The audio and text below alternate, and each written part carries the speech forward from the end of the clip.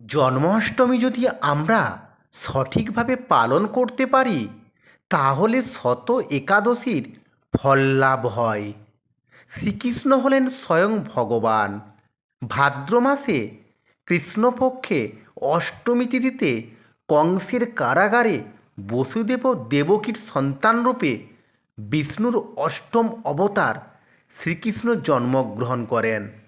পুরাণ মতে জন্মাষ্টমী ভক্তি, শ্রদ্ধা ও পবিত্রতার সহিত পালন করতে পারলে শত একাদশীর পূর্ণলাভ হয়ে থাকে। জন্মাষ্টমীর দিন বেশ কিছু করণীয় রয়েছে। জন্মাষ্টমীর দিন সকাল সকাল স্নান করে পবিত্র বস্ত্র পরিধান করে গোপালের জন্য পায়েস তৈরি করুন। গোপালের জন্য ক্ষীর তৈরি করুন। ক্ষীরে অবশ্যই কেশর মিশাতে ভুলবেন না। তাছাড়া গোপাল নাড়ু খেতে ভালোবাসতেন।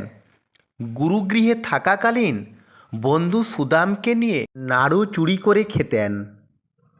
ওই দিন অবশ্যই দুটো তুলসী মালা তৈরি করবেন। তাতে চন্দন মিশিয়ে শুকনো করে ভগবান শ্রীকৃষ্ণের চরণে অর্পণ করুন। সবসময় শ্রীকৃষ্ণের চরণে জোড়া তুলসী মালাই দিতে হয়।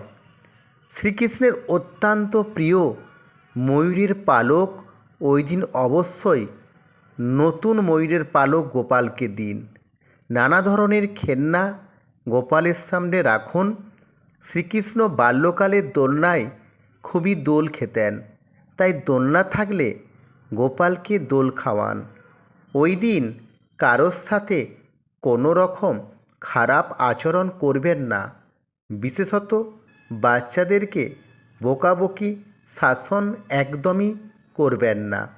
বাড়িতে আমিষ রান্না করবেন না। পেঁয়াজ, রসুন, মুসুর ডাল এড়িয়ে চলুন। যে খাবার গোপালের জন্য তৈরি করবেন সেগুলোই কেবলমাত্র গোপালকে সেবা দেবার পর তা গ্রহণ করবেন। ওই দিন প্রত্যেকে নতুন বস্ত্র পরতে পারলে ভালো হয়, না হলে পরিষ্কার ও পরিচ্ছন্ন বস্ত্র পরিধান করুন। নিজের বাড়িতে যদি ছোট সন্তান থাকে তাহলে তাকে গোপালের মতো সাজিয়ে তুলুন ও পাড়ার বাচ্চাদের ওই দিন আপনার বাড়িতে ডেকে আনুন। তাদের সাথে খেলা করুন। তাদেরকে খাবার খেতে দিন, চকলেট দিন, খেলনা বা অন্য কোনো জিনিস উপহার দিন। বাড়িতে বৈষ্ণব সেবার ব্যবস্থা করতে পারলে ভালো হয়। সন্ধ্যার সময় একটু বাড়িতে হরিনাম সংকীর্তন বা শ্রীকৃষ্ণের নাম করালে শুভ ফল পাওয়া যায়।